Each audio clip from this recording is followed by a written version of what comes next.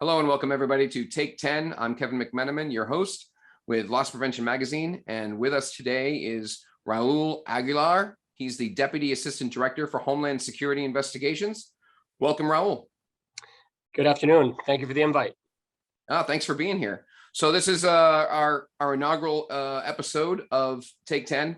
This is where we take 10 minutes to learn a little bit more about a particular person, project, or initiative. And in this case, we're going to talk about you and your team at HSI. How's that sound? Sounds great. I'll give you an overview of what we do in the space of organized retail crime. Looking forward to it. Beautiful. So let's start there. So why don't you tell me, Raul, what it is that you and your team do? Give me a little background too. How long have you been at HSI? And then tell me a little bit about your team and what you guys do. I'm the Deputy Assistant Director for the Financial and Fraud Division here in Washington, D.C. I've been on the job close to 24 years. We're responsible for all the financial and fraud cases as a programmatic headquarters unit to support the 30 domestic field offices and over 80 offices around the world. We do that with unit chiefs here that manage these programs and continue the partnerships with the public and private sector. And we work collaboratively with the interagency to support cases and to dismantle and disrupt transnational organized crime. Wonderful. So you're saying transnational. So this isn't just a U.S. initiative. You guys are actually around the globe, correct? Absolutely. Absolutely. HSI believes that every case is tied to an international nexus. And with that being said, we target all illicit finance and money laundering cases that are tied to any of the investigative authorities that we investigate. Excellent. So tell me what it is that you guys are doing now with organized retail crime, because this is kind of a new thing that you hear Homeland involved with organized retail crime the last couple of years here. Tell us a little bit more about what it is that you guys are doing and how are you involved with other agencies and with the retailers themselves? Yeah, so Homeland Security Investigations takes organized retail crime very seriously. We believe that the only way to address it is through a public and private partnership initiatives. We do that through our deconfliction centers here in Washington, D.C., or through the state and local centers that we work with across the country. We have partnerships, like I said, with CLEAR, with the National Federation, Retail Federation, and the Retail Industry Leaders Association. And we work also with the banking sector and or the money services businesses to see if we can identify trends and typologies of money laundering associated with organized retail crime. I want to stress the interagency cooperation. We work collaboratively with other DHS partners to include the Secret Service, Customs and Border Protection. But we also work with the FBI and any of the other federal agencies that would be willing to participate and help us dismantle these organizations that, like I said, that are tied to these international transnational organized organizations. And you mentioned international, so I assume you're also dealing with organizations overseas, some of the intelligence agencies and maybe groups like Interpol. Yeah, so we're based overseas in, like I said, in over 80 countries. I myself serve as an attaché, and it's an integral part of our day-to-day operations. We connect investigations from the domestic side and tie them back into wherever they originated overseas. We also have a robust engagement with the Department of Justice and the prosecution side of the house, so we can work on prosecuting these cases and finding other authorities that maybe we can use to go after these organizations. If for example, if we're targeting a drug trafficking organization that's tied to stealing catalytic converters in the Midwest, then we can look at them for those authorities and see if they're doing interstate commerce, maybe go after them with the Hobbs Act, those kind of things. What kind of support or collaboration does the government give to like state and local law enforcement to investigate these types of crimes?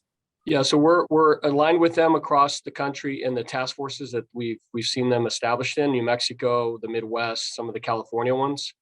We have the border enforcement security task forces as well, where we have over 2,000 law enforcement state and local officers assigned to us in these task forces across the country that more for border-centric crimes that are dealing with the violence and or narcotics or gangs. But we're using those platforms as well to connect with the state and locals to see if we can share information on organized retail crime, to see if there's some nodes that we haven't been able to see yet, and then really bring that back to the deconfliction centers and build those cases out like I talked about earlier here in Washington, D.C. So let's talk a little bit about some of the current issues that we see in the news today and your, say, response to the organized retail crime, like the smash and grabs and things like that. Give everybody an idea of how you guys get involved with that and what are some of the things that you guys are working on today. Department of Homeland Security is a federal agency that deals with federal authorities.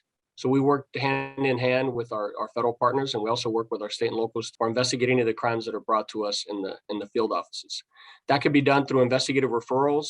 That could be done with partnerships at the state and local task forces. For example, a smash and grab could have ties to a gang network that we were investigating out of the Central America region. And then we had a case on those individuals. Then you would see Homeland Security come in and use those investigative equities to share with the task force, work with the local police force, and see if we can bring some of those criminals to justice. The money laundering perspective and whether or not they're selling on these e-commerce platforms, we also have a robust cyber initiative that we work out of our headquarters teams. And most of our SAC offices have dedicated cyber task forces as well, or agents working it on a day-to-day basis. And we use that to deconflict and open up the aperture of those cases and see if we can bring those charges to anything related to ORC. So you mentioned transnational crime organizations, and you mentioned looking at a lot of these crimes through that lens of, from an international perspective, or are there international gangs and things like that involved? Are you finding that's the case? And tell us a little bit about some of the more recent activity that you all are discovering. Yeah, so just a quick deep dive into the cases from the prior year. We've seen almost 100% increase in ORC cases being documented and tracked by our SAC offices. Along the lines of looking at those cases, we found that there is transnational organized crimes tied to Central America, tied to other parts of Africa, maybe Europe. And we're seeing those links tied to those cases because of when we're tracking their funding, we're tracking the money, to some of the transactions that we're seeing with our relationships with the banks. So we do see that, and we're working collaboratively with all those partnerships to see if we can drill down further, refer some of those leads down to our attaché network so they can drill down in their part of the world and see if we can link that back up to a prosecution in the United States.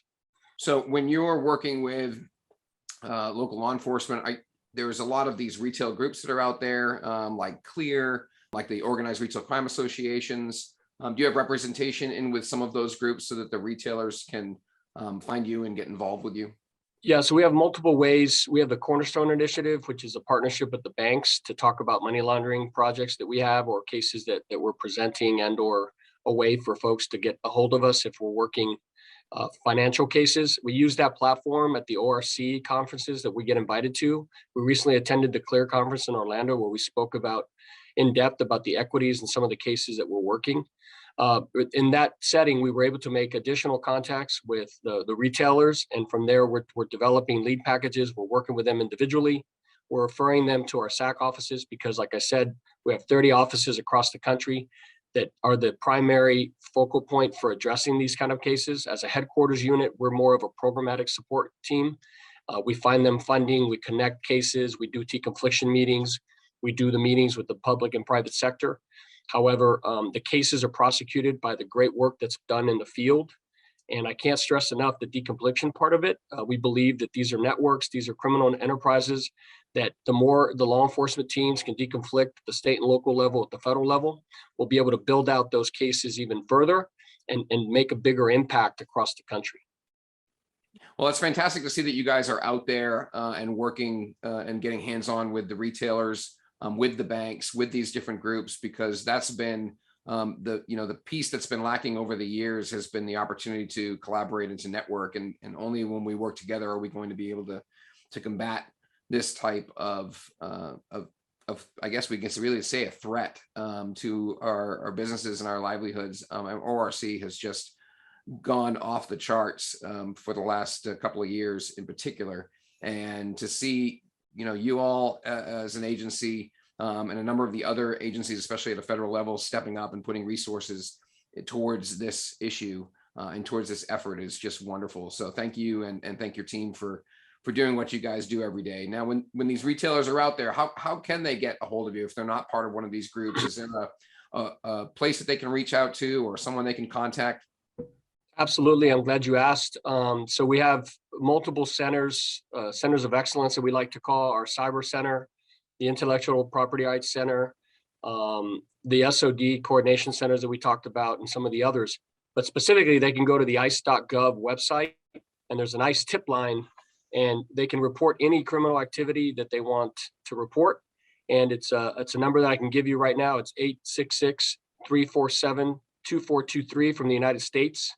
And you can call from anywhere in the world, 802-872-6199. Again, it's the ICE.gov website. Go in on the transnational organized crime bullet, hit there, and you can see some of the drop-down menus of our public and private partnerships, who we're working with.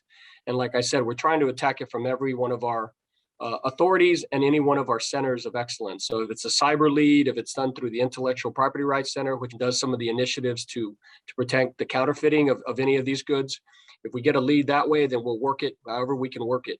And some of the four-prong approach that we've established here is the public-private partnership to combat organized retail crime. We want to develop actionable intelligence and those investigative leads with the interagency and get those out to the field so they could be worked. Our primary mission is to disrupt and dismantle these organizations involved in organized retail crime, and then to launch a public awareness campaign from the HSI perspective in these kind of forums. We appreciate the opportunity to talk about what we do, and we want to just stress again that it's an interagency fight to be able to do the best we can against these criminal networks, which know very well what we do and can sometimes use that against us. So the more we can work together, the more we can share information, the better for all of us. Excellent. Well said. Well, I think that's going to do us for our 10 minutes for today, Raul. So again, thank you very much for your time. We really appreciate getting a little more insight into this. I do want to circle back with you and talk a little bit more about your 4 pillars and a couple of other things that I think we can expand a little bit more on, but we'll save that for another episode. So thank you again for your time today. We really appreciate you and appreciate all that your team is doing. And we look forward to talking to you again soon. Thanks, Raul. Thank you very much. Have a safe night.